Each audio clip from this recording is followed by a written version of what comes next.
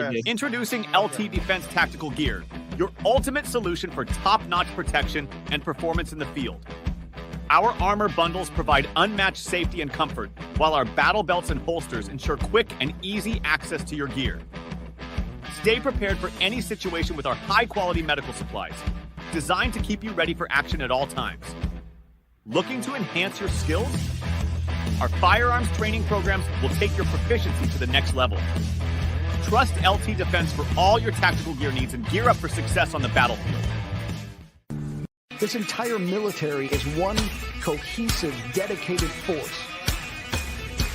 And the threats to our nations, they don't sleep. They're watching our every move. Iran, Russia, China, North Korea, ISIS, Al-Qaeda. They may be watching this right now. Our military should not be mistaken for a cable news gabfest show. We don't care what you look like. We don't care who you voted for, who you worship, what you worship, who you love. It doesn't matter if your dad left you millions when he died or if you knew who your father was. We have been honed into a machine of lethal moving parts that you would be wise to avoid if you know what's good for you. We will not be intimidated. We will not back down. We don't want war. But if you want war with the United States of America, there's one thing I can promise you, so help me God. Someone else will raise your sons and daughters.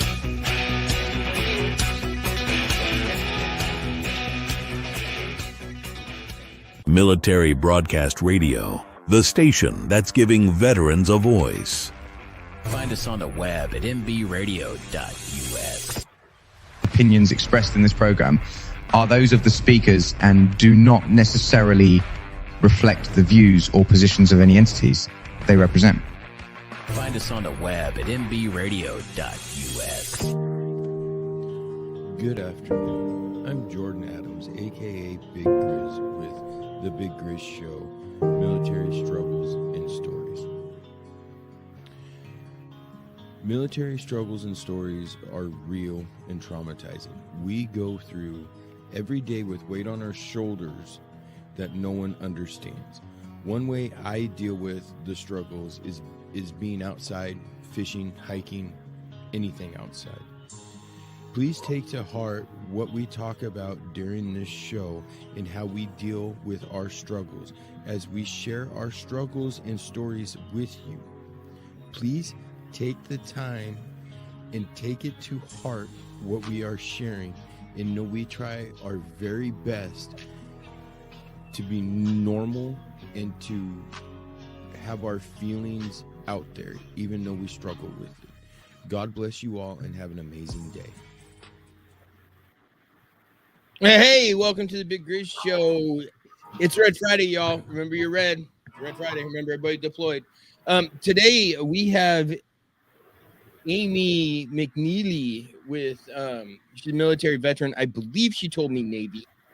I don't want to call it out and not know 100%, but she works with Salmon for Soldiers and she does a lot of outdoors. So let's bring her up and Interview of the week sponsored by LTD Tactical.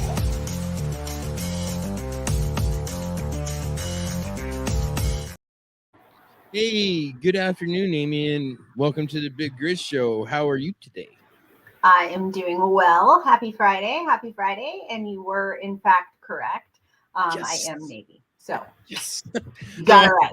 That's what my daughter does when she's right. She goes, yes. So, yes. I got it. I like the energy.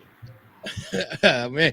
That was a shot in the dark because I remember us talking about it, but I didn't remember 100%. But I guessed right.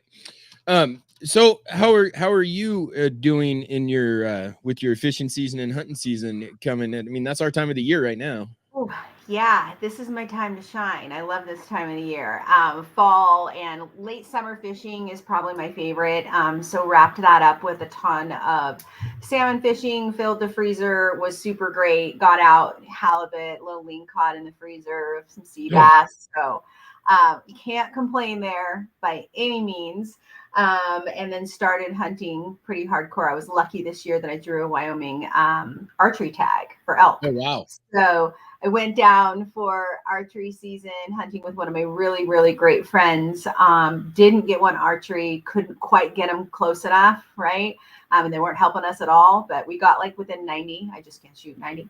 And this tag allows me to go back for rifle. So waited a couple of weeks and a little more prep, and went down with my, again, with my same girlfriend. And we got into them, and I ended up being super grateful and blessed to tag a nice bull. So I got my very first bull elk this year. You got a bull elk this year? I did. Oh man, you're gonna have to send me pictures. I want to see how big was it.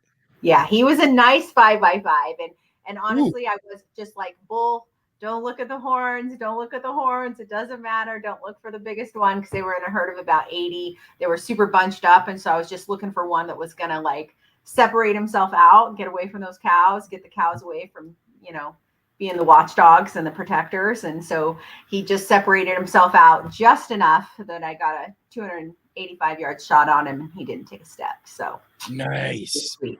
Yeah. How much do you think it weighed out at? I mean, we're getting away from the military topic, but now I'm just curious. I know. I don't know, but all I know is enough that my back hurt for like 2 days afterwards. So. So you getting a lot of meat out of it then, I'm assuming? Oh yeah, 100%. I think I got 189 pounds out of it, to be specific. So of processed meat. So. Oh wow. Did you have much summer sausage and jerky and stuff did you have made? I go for the pepperoni. I've got a guy down here that makes the best honey barbecue elk pepperoni, and and the reason I do that is because it's great fishing snacks, right? So it fuels me when I'm on the fishing boat to have my honey barbecue elk pepperoni. So wow! So I want to extend an invite to you for December 17th. It's a Tuesday, but it's from 11 o'clock in the morning to right about 8-9 o'clock at night. Mm-hmm. I am actually putting on, I'm sure you've seen my posts on Facebook. I'm putting on a Christmas concert for the Old Soldiers Home in Ording and the Tiny Homes Village. Mm-hmm. I can have 20 volunteers for the Old Soldiers Home, but anybody can come to the tiny home. And Scotty Fraser, he's a Marine vet that we play music. We play his music all the time. He's a good friend of mine now. I'm flying him up here to put a Christmas concert on for him. He wrote a whole new Christmas album, and I want to extend the invite if you can get the time off, if you want to come down and hang out with some old timers and just talk to them and just be there with them. Yeah, 100%. I think I would definitely love to do that. I think that one of the things that we can do to support our community is being there for our aging veteran brothers and sisters. Right. Exactly. They're the generation to me that is like the toughest generation there was. And they don't ever ask for help, it seems like, and they don't, they don't ask for much, and they may not have gotten all the gratitude and thank yous that they deserve. And so I am all in on helping with stuff like that. For sure. That's amazing. And I had to get a new hat, one that actually says Iraqi on it, because I keep getting asked just my veterans hat. Everybody's like, were you in Vietnam? No. I wasn't. My mom was maybe 10 years old when Vietnam started. So let's just say I wasn't. So I had to change my hat. I actually just got it yesterday. Yeah. But no, that'd be great. I would love to have that, and please extend that out to anybody that would like to show up, because at 11 in the morning is the Tiny Homes Village, and anybody can be there.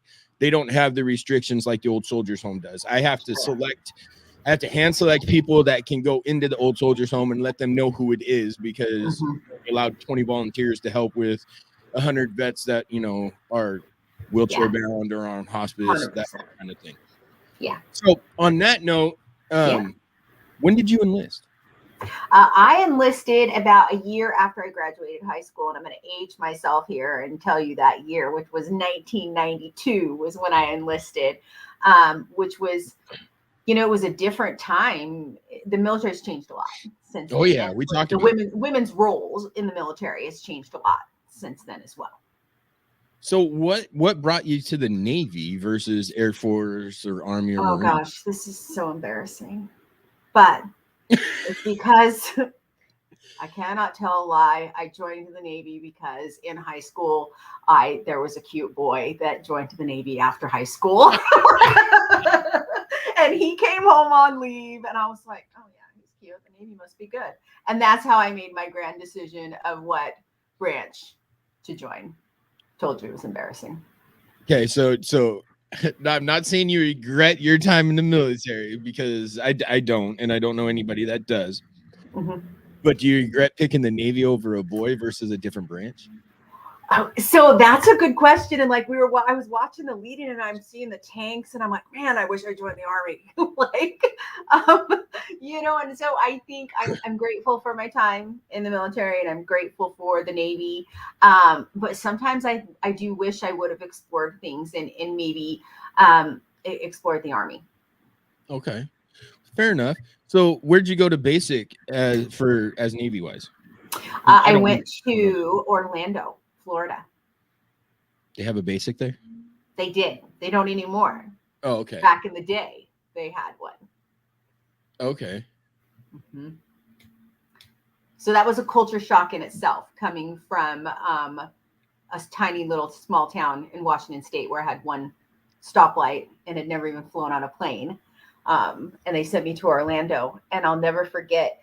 We were just marching, doing our thing. And then these sirens go off and it had started to rain a little bit, like sprinkles. And I'm like, what's that? And all of a sudden everybody breaks rank and goes for cover. And I'm like, whoa, it's just rain. Like, do they not have that in Florida? But it was because of thunder and lightning threat. And so you got to break ranks. And I was like, they don't have rain here? Like, it rains all the time in Washington. Like, why are we scared? So, so that was a unique experience for me too. So Trace around, you can see the comment. We had a comment. She's one of our female podcasters. That's her podcast is Trace around. She was Army. She's still Army. I believe she's reserves right now. I think she's in E7. But she'd be a good one if you want to do more podcasts. I mean, yeah. I mean, she's really good. She's one of our station managers now. Love that. But no, she's got a good podcast along the same lines of me. But you guys might touch on a different level because I'm a female. Yeah. Totally. Cool. So when you got out of basic, where was your first duty station? So they sent me to hull technician school. So I was a hull tech, which is basically welding, sheet metal, pipe fitting, all of the plumbing on ships. They didn't tell me about that part of the recruiter. So they sent me to Philadelphia. So was where I went to my first school. And then my first duty station after that was at Assault Craft Unit 4 with the Navy LCACs in Little Creek, Virginia. Okay, so when all Navy bases are on the coast, right? Well, we have Great Lakes for boot camp now, but yeah, but there's still a lot of water somewhere. You got to have water. Yeah, see, we just got to have land in hills because they want to make us walk and hike up hills. Yeah, totally. Okay. Did you have? We had this last one, and we got to take a break, a commercial break. Did you have any deployments with the Navy? I know the Navy deployments and like Army and everybody else deployments, they're different because anytime you're on a boat, it's considered deployment in the Navy. Did you have any of those, or were you on land with the Navy in another country? Yeah, so a little bit different. I couldn't deploy with the LCACs because I was female and we weren't allowed to deploy at that point in time. So I was part of a group of women. They sent out a message and they wanted to start integrating women into combatant ships. And so they were looking for 10 women to volunteer in engineering rates to go on a deployment to a North Atlantic deployment. So I went to my first class and said, hey, I want to do this, right? This sounds awesome. I'm eager. I want to go. And so I signed up. I got my TAD approved and I showed up for the deployment. And I was actually the only woman that showed up for it. That was it. And so the captain came down and said, hey, like you don't have to do this. And I was like, I want to do this. Right. And so I did. So that was my first deployment was a North Atlantic aboard the USS Mount Whitney. And I was the only woman in ship's company with about 1,200 men. We did have maybe 2 or 3 in the air wing, and the admiral's staff, I think, had 2 women, but you're pretty segregated. So yeah, I did that deployment as the only woman in ship's company. Okay. Hey, Grizz, I wanted to real quick tell everybody that we're going to be playing some Scotty Fraser today, but a new track that just came out last night at midnight. Talked to Tim Megan Jr. This is crazy, something crazy. It says it on the song, so Go ahead, Grizz. Hey, you guys, you're listening to the Big Grizz Show, brought to you by mburadio.us. We're live on Roku TV, Amazon Fire Stick, all your streaming platforms. We're going to take a break. You just heard the song that's going to be played, so we're going to go to it, and let's hear the song, because I haven't heard this one yet.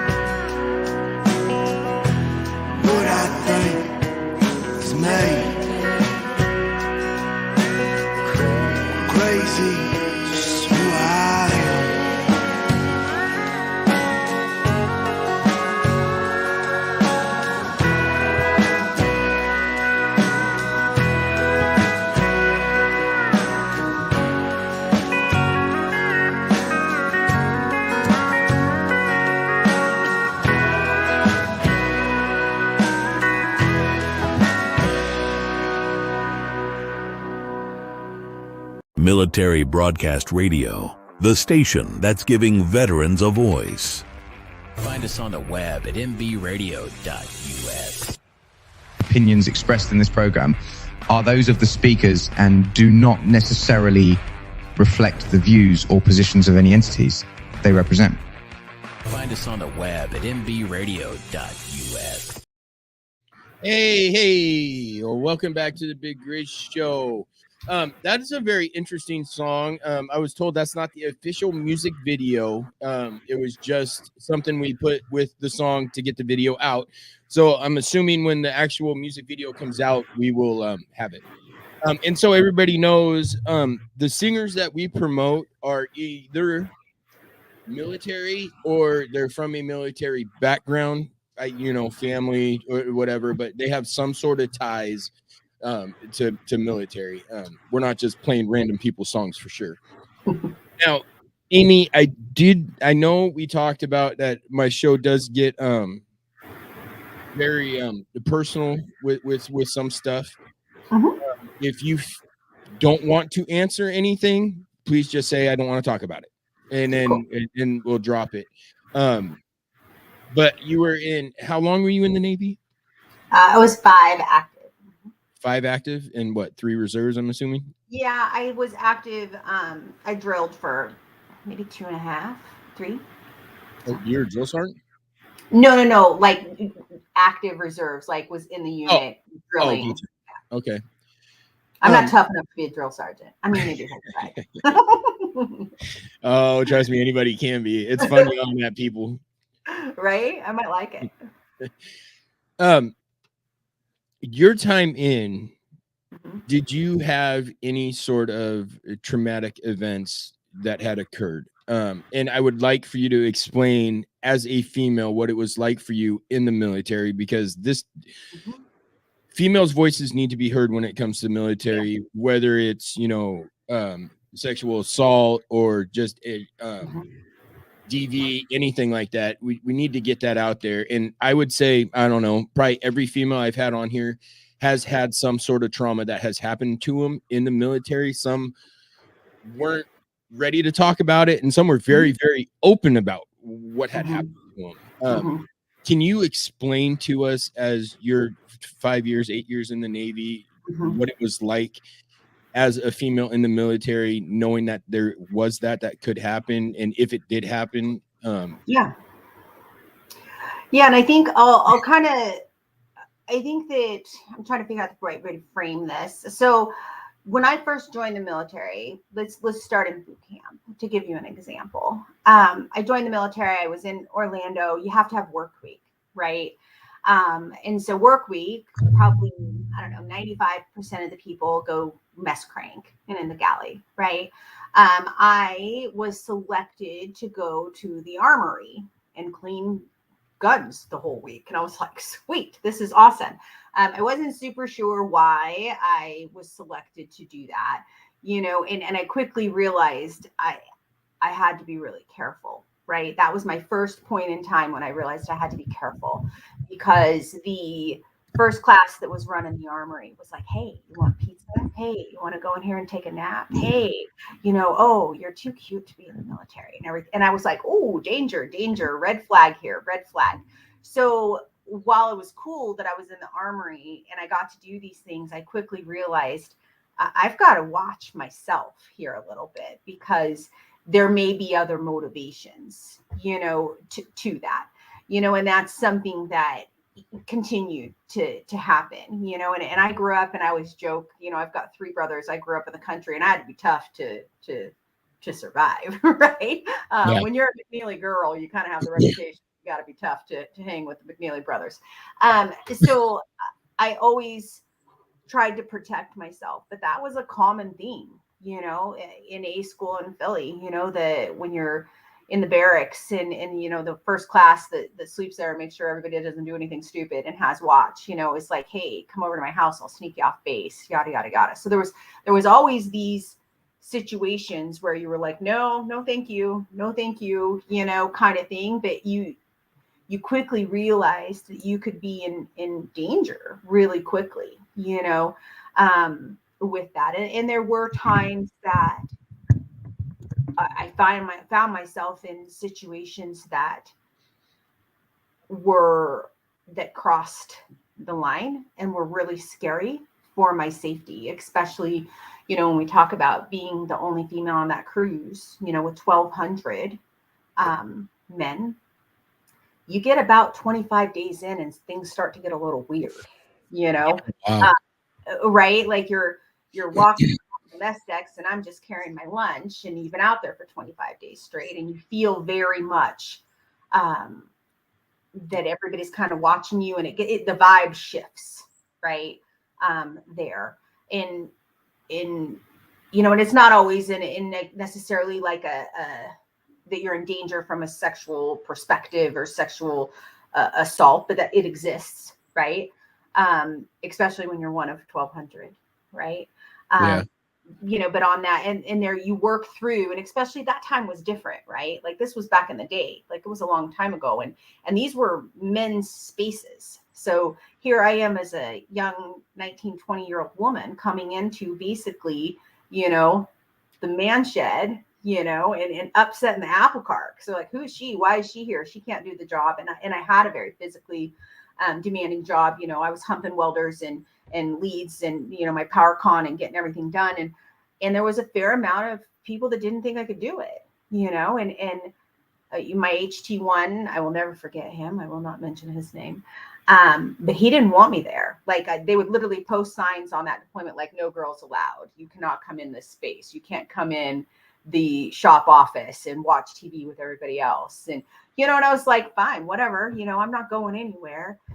But he used to have me after taps, go chip the paint and repaint his office after taps, and then be back in the morning. And I was like, I'm still not going anywhere, right? Like you're not going to like make me quit or say, send me home kind of thing. So there is, back in the day, it was different. We've progressed, and I think the military's evolved to where women are now and what their place is.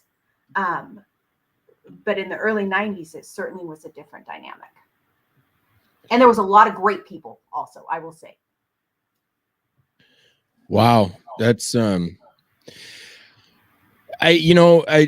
seen it in the Army side, and I mean, I enlisted in 99, so there's, 7 years difference there, but I witnessed it a lot, especially when there came rank, and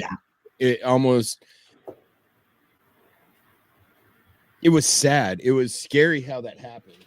Mm-hmm. Yeah. And I don't know why. I don't know why it did that. It was just one of those. It was just seeing it, and then seeing how females understood it. It was. I was under the impression that that's what females wanted. That's how they wanted to, further their career. At least that's how it was given off to us. I know now that it wasn't. Mm-hmm. Yeah. Totally. And the thing is when it comes to that, when it comes to somebody forcing something on you because of rank, how I don't know if any of that happened to you, but I'm sure you witnessed it or was around it or talked to other females where it did happen to them. How do you guys go about dealing with something like that? Do you just not say nothing in fear of getting in more trouble? I think that's a really, really, really tough situation, right? Because at least for me, I can speak for myself and my experience. I didn't want to say anything because I didn't want to have the perception be that I didn't belong, or that I didn't belong there, or that I couldn't do it, or that I was somehow weak, even though it wasn't me, right? I wasn't doing anything. I was trying to, be there and do my job and show that I could do it. And I felt like I didn't feel like I had anybody I could tell in that situation, and the stuff that there's a lot that happened that I'm not comfortable talking about. It's okay. But I didn't feel like I could tell anybody, because if I told somebody, they were going to send me home. And if I got sent home off that deployment, what did that mean? And what signal did that send? And what message did that send on whether or not women should be on combatant ships and if they could do the deployment? So I felt a lot of pressure there from myself to finish that deployment, to say, yeah, we can do this and we do belong here. right? Yeah. And I was really afraid that they were going to send me home. So was was fear of obviously that was your thing, was it's a fear of getting sent off a deployment. But was there any other fear that would be instilled or pushed upon you to keep your mouth quiet, to keep you quiet from bringing it up? Oh yeah, 100%. I was told in a more severe situation that nobody would believe me anyway, because I was a lowly E3, right? They were not, and that's the message that I got. You can try and tell somebody, but they're not going to believe you, because who are they going to believe? Me, who's an established, mid-grade officer, or are they going to believe an E3? And when you're the E3, you're like, oh, well, he's probably right. And they're going to send me home. Do you think it's different in the military now? I sure hope so. And I do think so. I think that when I did that deployment, it was after Tailhook, right? And the Navy, all that stuff came out and they're like, oh, we got to do better, right? So that was a different world back then. And I do think it's evolved a lot. And the couple of people that made things bad, there was 98% that were awesome. And they were glad I was there and they were supportive. Some were probably a little scared to talk to me because they didn't want to get in trouble and say something wrong, right, back in the day. But there was far more good than there was bad. And I think that the military has evolved and provided more avenues for women to feel protected and that they can say something and be heard and believed. Oh man, did you find it more when it came with rank versus, just say, another E3 or anything like that? Did you find more rank structure push the issue on females than same rank? I would say so, because I think my peers, I would tell them, listen, you don't talk to me like that, pound sand, buddy, get out of here. But I didn't feel empowered to say and to stick up for myself for somebody that was higher ranking. Okay. That seemed about the same of what I've heard from other people, other females. And I want to get the word out there that, it isn't a regularly thing, and people forget and they look down upon everybody because of it when something like that gets brought up. Perfect example, before we go to break, have you watched the Menendez brothers on Netflix? Have you watched that documentary on them? No, but I was just reading about them today, that they might be eligible for parole. And so I haven't watched it, but I literally looking at that like an hour before I jumped on here. It's so good. I mean, and it's basically they were sexually abused as kids and dealt with it the only way they could figure it out. And in the 90s, if that would have got brought up, I wouldn't have believed them. But that's just how it was in the 90s. You don't that's not possible. People don't do that. But nowadays it's so evident now that it happens. I mean, you're watching this show and you're going, man, I believe these poor guys. And now they're getting the shaft. Grizz, we talked about this on the morning show, and Jimmy actually has a backstory of all that happened. I guess he was really close to that incident. So if you guys want to know kind of like the behind the scenes, you know what I'm talking about. Yeah. The in the weeds kind of thing. Check out the morning show with Jimmy's explanation in the first hour. And you're right. It's that time. It's time for us to go to break. Close us out. Go ahead.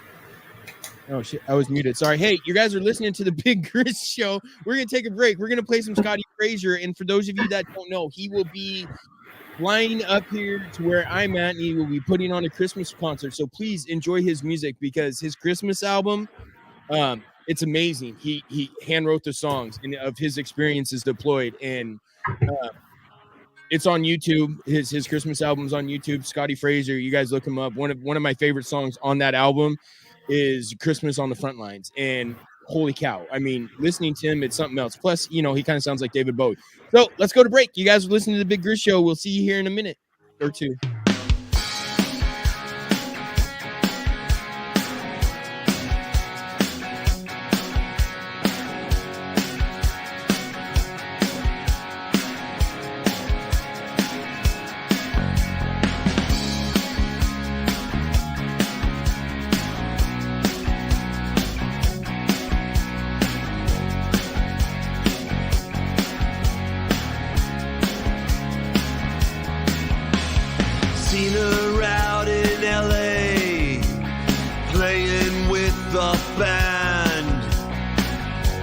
in Carolina, dancing on the sand.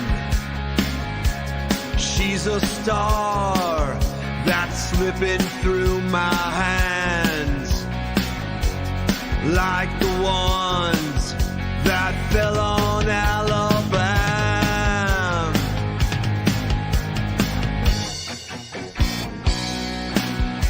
She's red, white, and blue.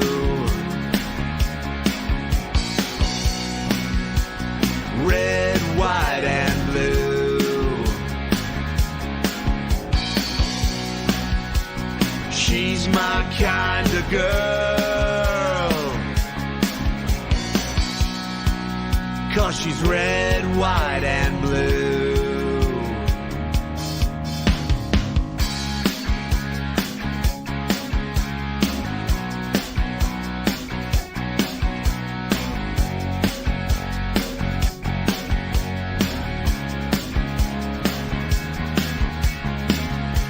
She'll get you high as the Colorado skies, and she shines like those New York City lights. As tough as Texas, and brother, she just might knock you to the ground if you start a fight.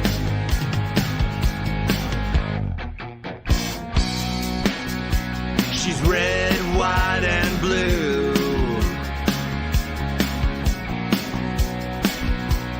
Red, white, and blue.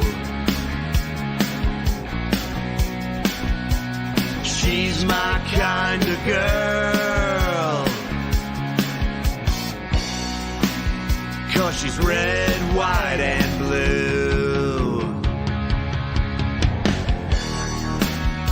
She'll wait there in the harbor, holding up her light.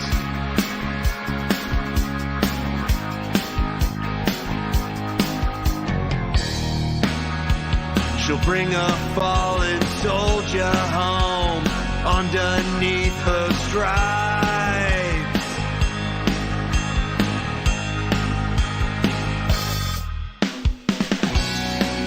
She's red, white, and blue.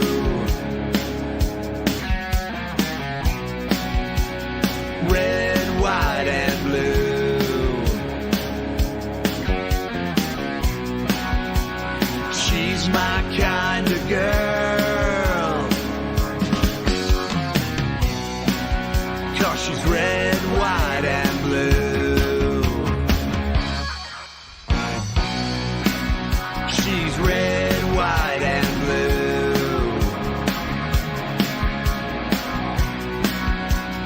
Red, white, and blue.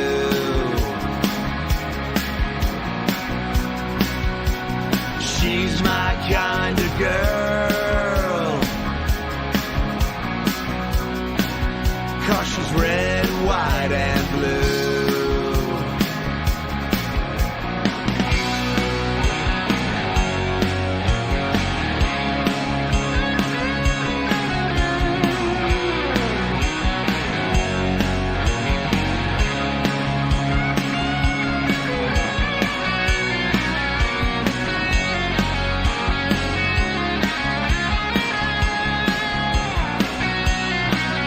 She's red, white, and blue.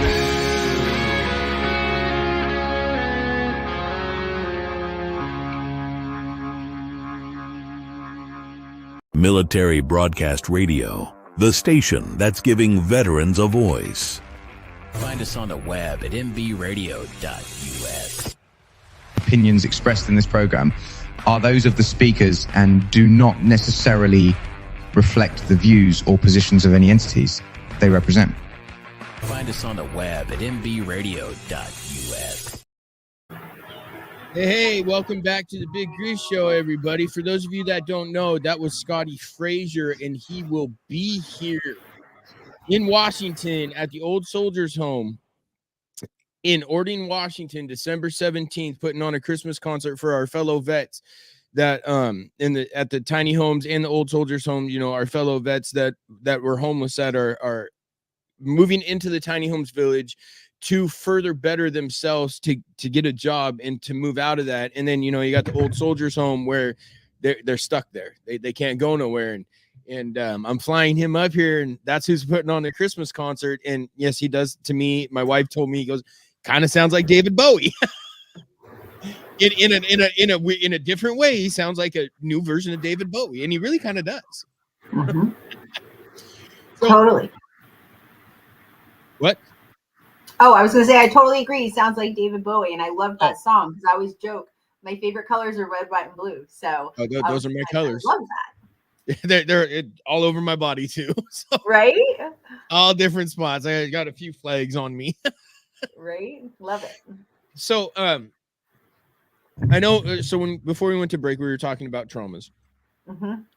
I know personally, like my traumas are going to be different than yours. I mean, I've been shot, I've been blown up. I know the feeling of taking somebody's life. And I have to deal with that. Mm-hmm. And it's not the funnest thing to deal with. And I've been out for 14 years. Mm-hmm. And I'm still to this day dealing with it.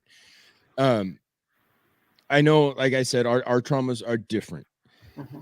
How do you deal with what you went through in the Navy now that you're out of the Navy? Mm-hmm. I think that's a good question. So number one, by nature, I am the eternal optimist. My house could fall down and I'd be like, but the bathroom's standing. Everything's going to be okay. Right. So my nature is to look towards the positive, which is not always a great thing because then I don't acknowledge and I don't name the trauma and the experiences that I have had that have caused me to struggle. When people don't really know that I'm struggling, right? I'm one of those that is a outward happy and I will struggle in silence and alone, right? And where I really find that I am able to be a little bit more open because I'm pretty guarded about those still, right? Is with my veteran community. And that's a lot of why I spend so much time in the outdoors and I spend so much time with my sisters, and they're all my sisters, right? Because I find a strength from them and a sense of normality that I can talk to them about some of this stuff and they will understand. They won't judge. They'll be like, yeah, I got you. I get it.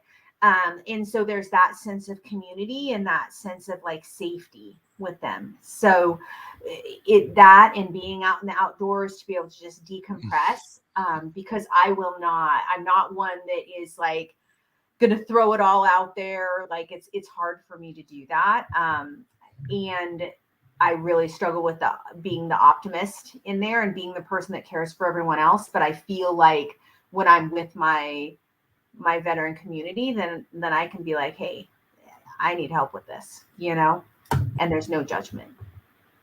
Yeah.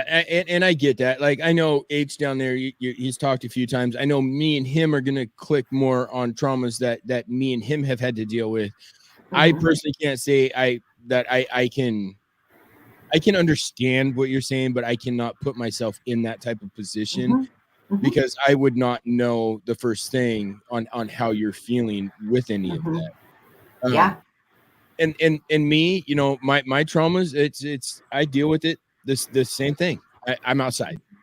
Yeah. And my wife knows, she knows when I'm in a bad mood because she'll tell me, you need to go fishing or you need to go do something. And she'll tell me. She's very evident about it because she can tell. Get out of here. Yeah. I get quiet. And and I get in my head, and that's not the best thing for me to do. Yeah. But I do. And when I'm out fishing, I can let all of it go.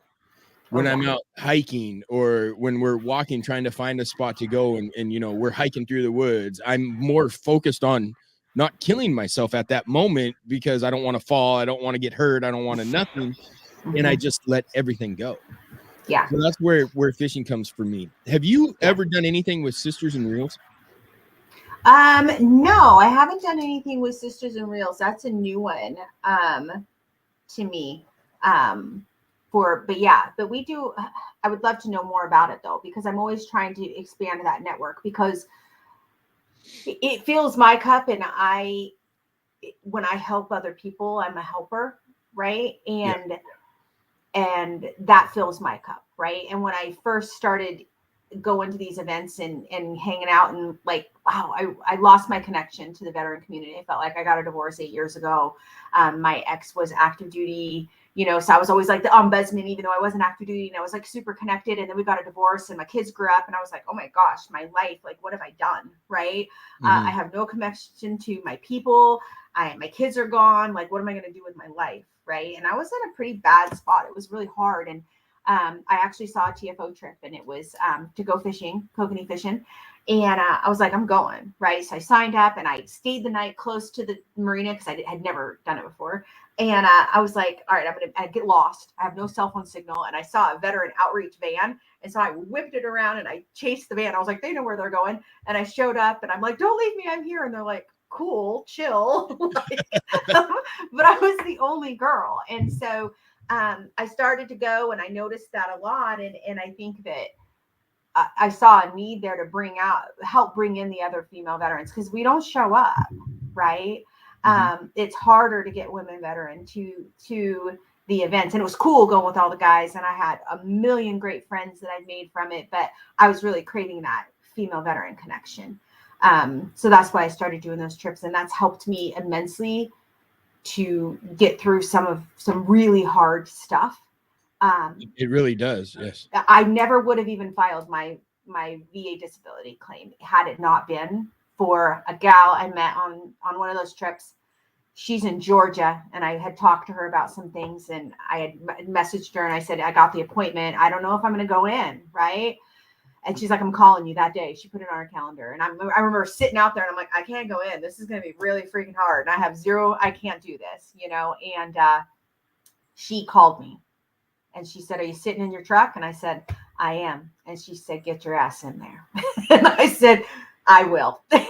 So, but without her and the strength I got to deal with that, and I barely knew her. I went fishing with her once, but she was there for me, like no questions asked, and helped me through that really, really hard point in my life. Yeah, no, I've been on one event with TFO, and I got an echo for some reason. That's weird. And it was a sockeye trip out of Brewster Pool last year. And besides it being, 110 degrees on the water, it was amazing fun. And I actually got to meet a lot of cool people. I ran into people I hadn't seen in years and got to fish with them. And then have you heard or seen Fishing Against the Odds on YouTube? No. I ended up on one of their YouTube videos. Cool.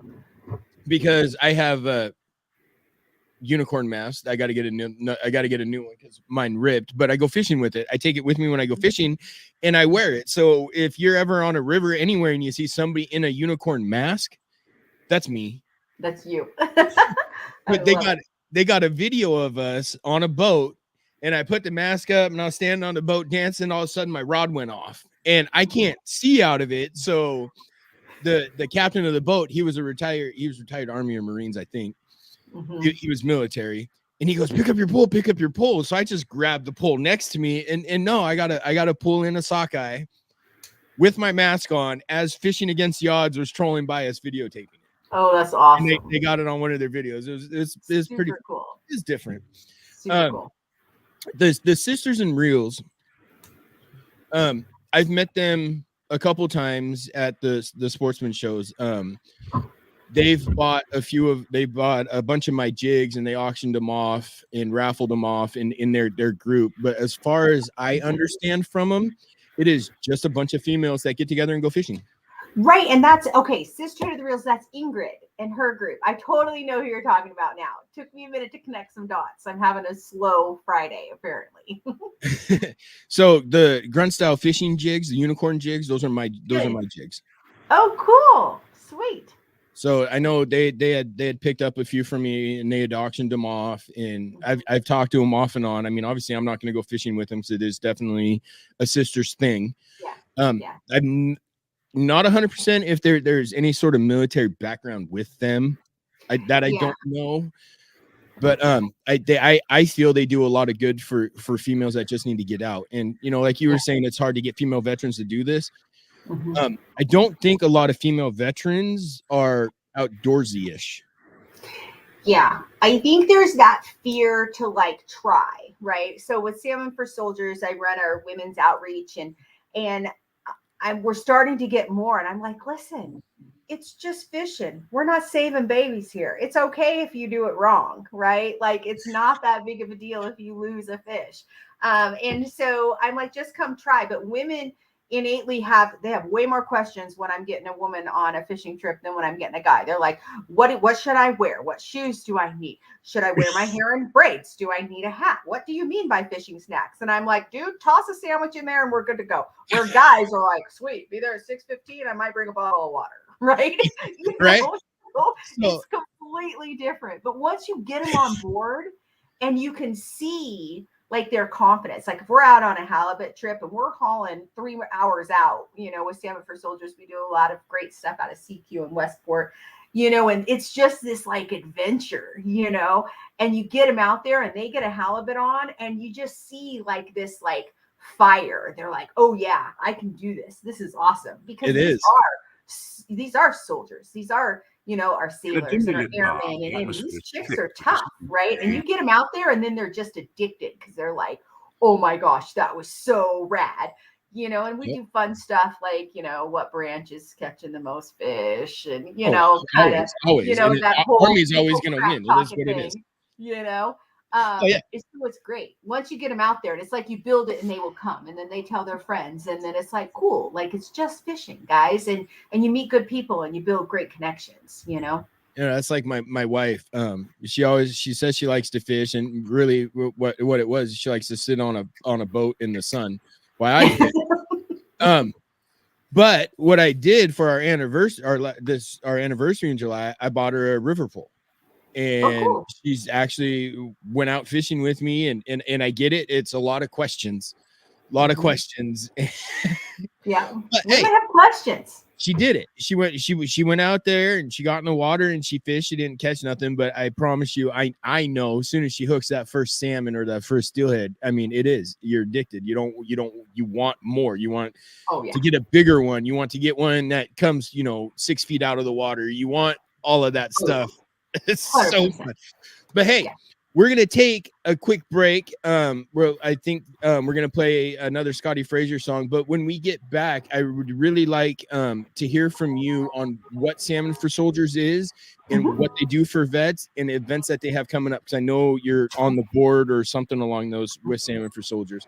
So you guys, you're listening to Big Grizz Show on Military Broadcast Radio, and we're live on Roku, Amazon Fire Stick, and any streaming platform you can find us on.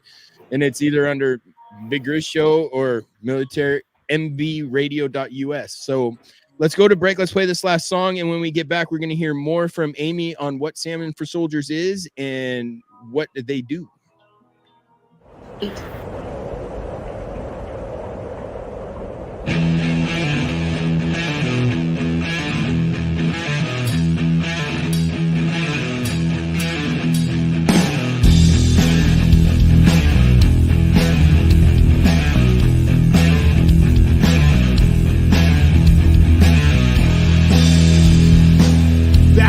Sun, it burns my eyes.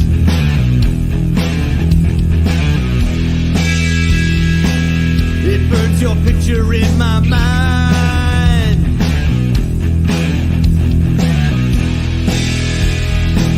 It brings the chaos that I find.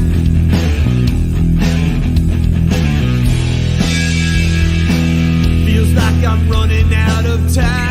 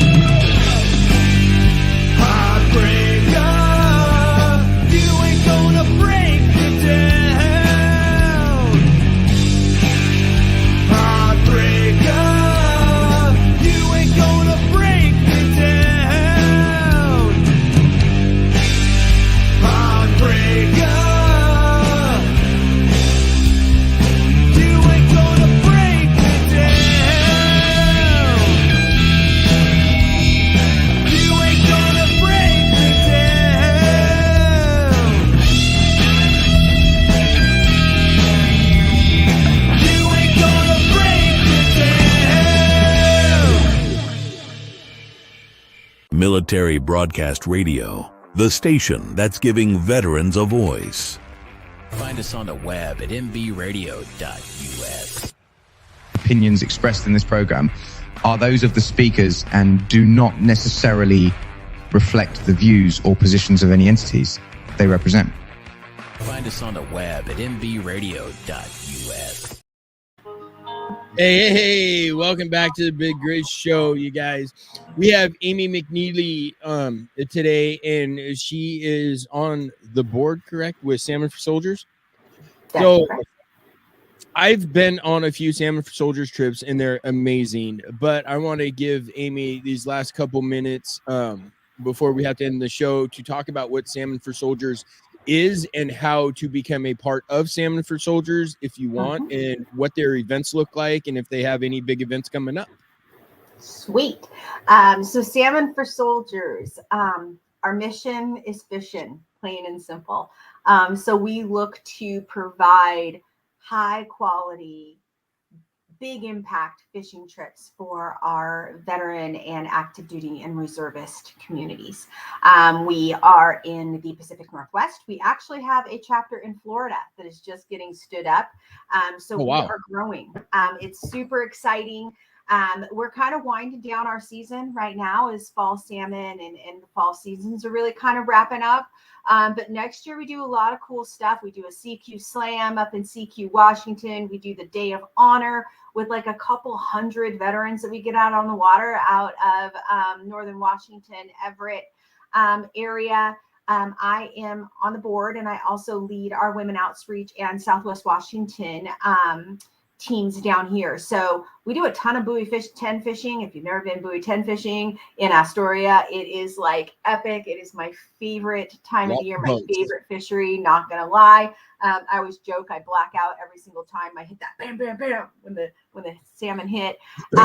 So you can find us on salmonforsoldiers.org.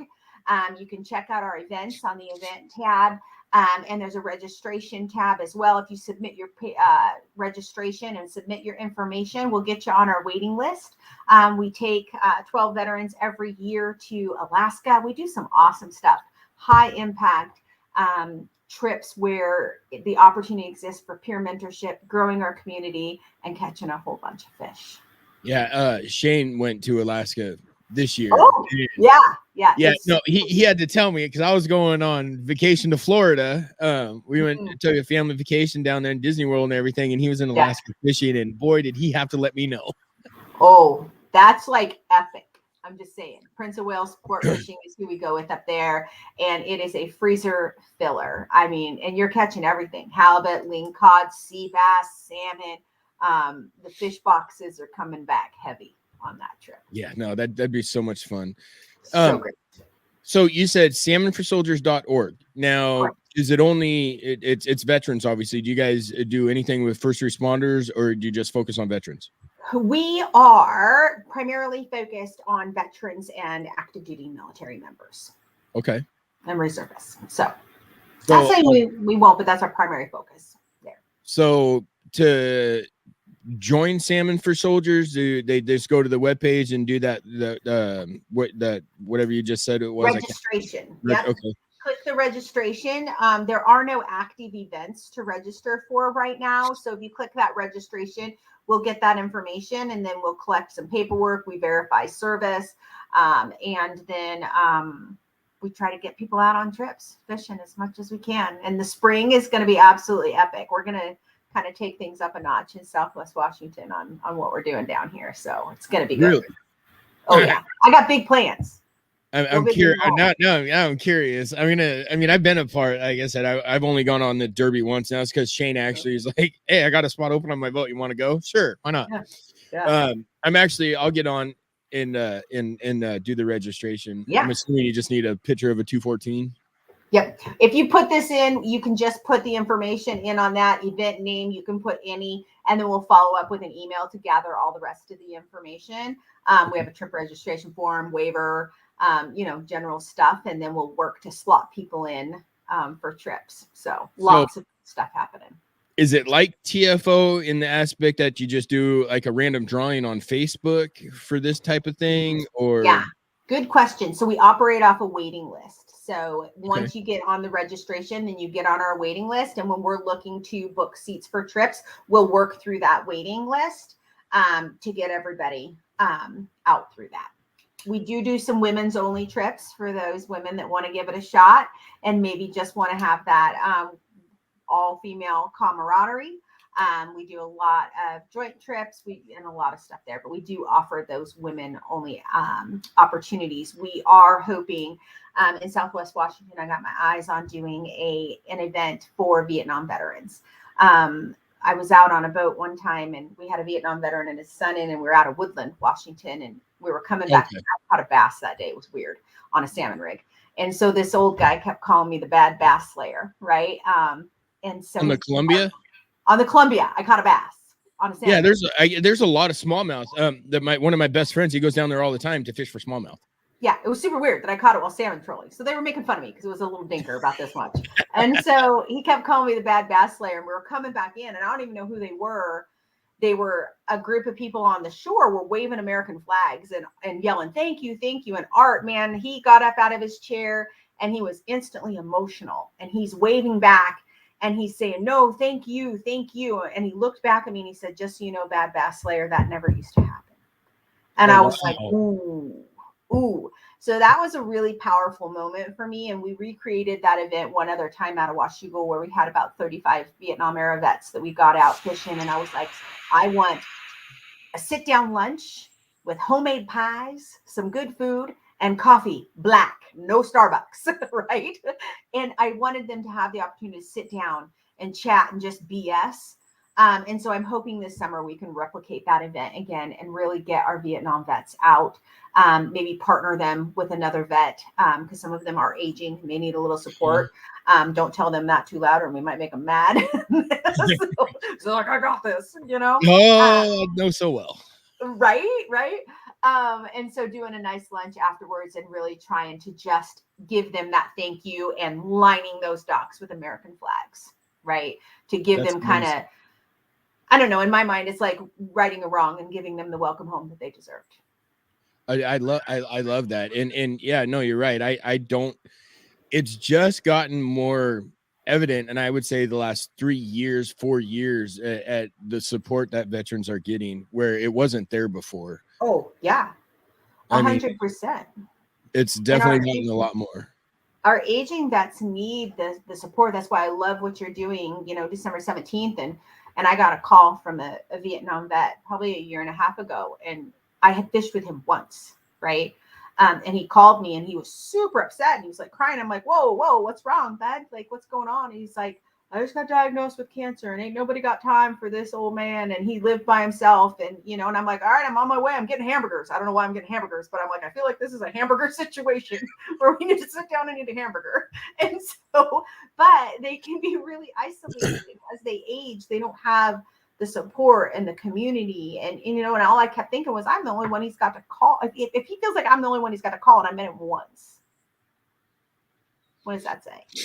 So I really feel like I'm very passionate about the Vietnam vets and our aging veterans that really all of our veterans need our support. We need to support each other. But that community, I think, is an area where we need to focus and help them through.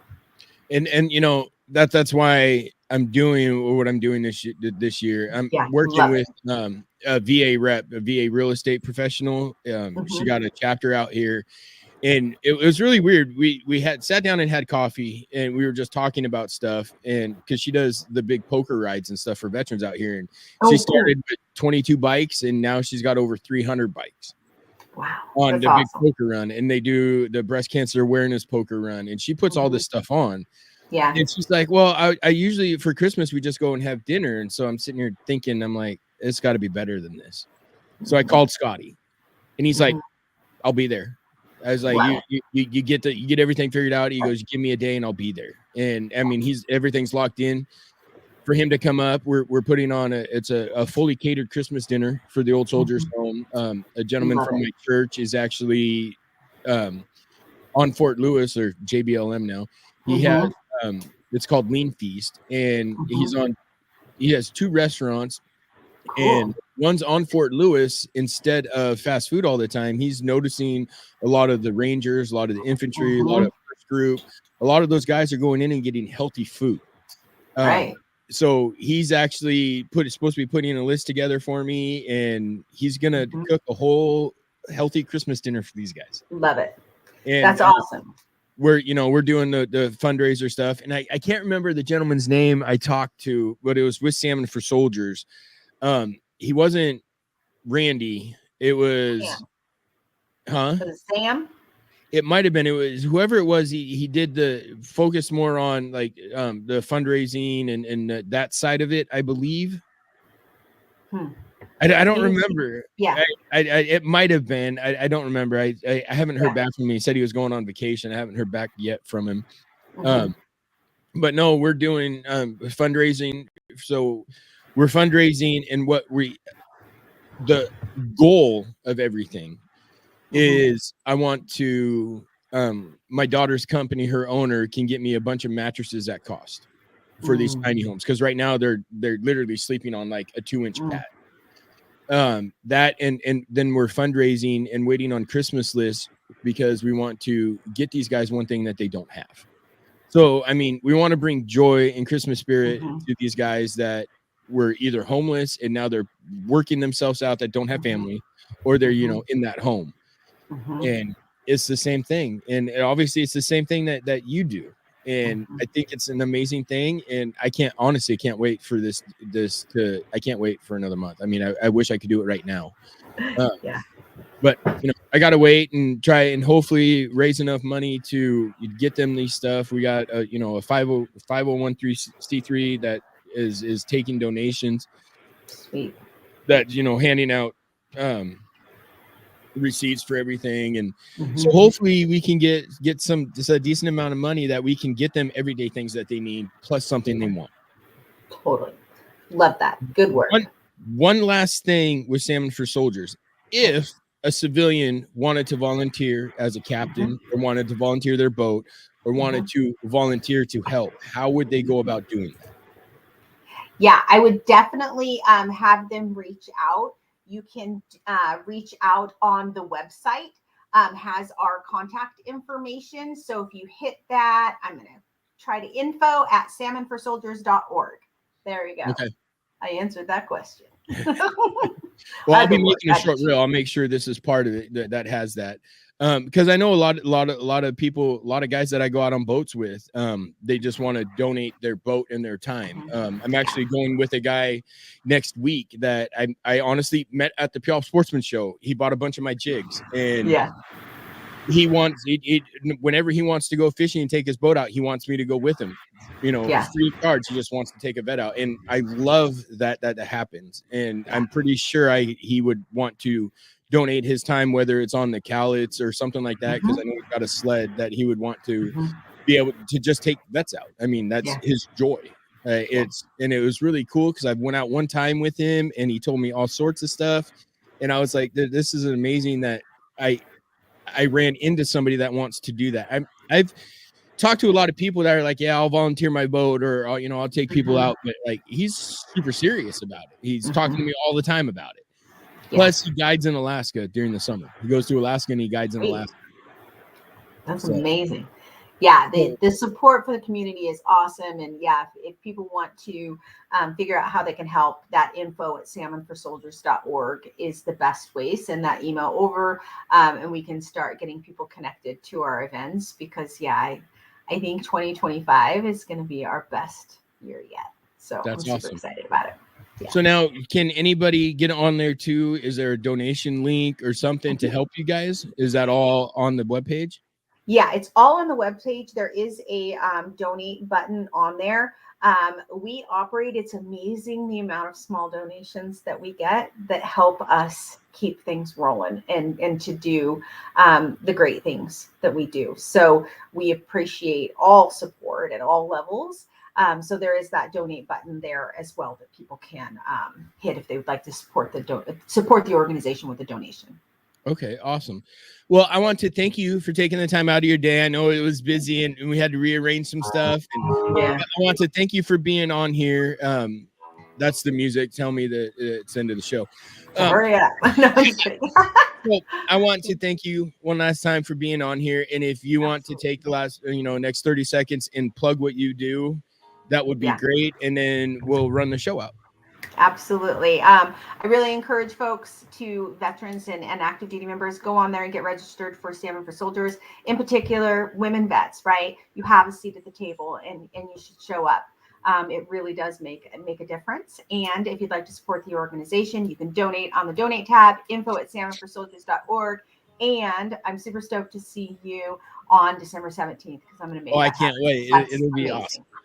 We'll get to talk to a lot of, there's a couple World War II vets and Vietnam vets. And, actually in the tiny homes, I just ran into a guy because we go down and we do dinner with him once a month. And he just got out of the military in 2022 and he was homeless for 2 years and then actually got into there and he's working to better himself. It's amazing to see what just that little bit of love to somebody can change how they feel and where they go. Totally. So thank you again, and we will talk soon, especially about Sisters and Reels, Salmon for Soldiers, and all that, because there's a lot of stuff that I want to talk to. Plus, see if Randy or any other board members want to get on there and just talk about what Salmon for Soldiers is. Yeah, 100%. Well, thank you for having me, and I hope you have an awesome Friday. And I'll share a picture of my bull elk because I'm still really proud of that. Yeah. You're gonna have to send that to me because I want to see. Totally and definitely, when you come up on the 17th, maybe bring some pepperoni. All right, I will. All right, you have a great weekend, and we'll be chatting soon. All right, thank you. Hey, you guys, you're listening to the Big Grizz Show. We'll be back next week, same time, same channel. You guys know where to find me. Everybody, you guys have a wonderful weekend, and we'll talk next week. Ladies and gentlemen, thank you for tuning in to Military Broadcast Radio. As we wrap up today's show, we want to remind you that the podcast of today's episode will be available right after we go off the air. So if you missed any part of the show or want to listen again, be sure to check it out. And remember, we're here to support and honor our veterans. Your stories and experiences matter, and we are committed to giving you a platform to share them. That's right. We're here to give our veterans a voice. So don't forget to catch the podcast and stay connected with us. Giving our veterans a voice.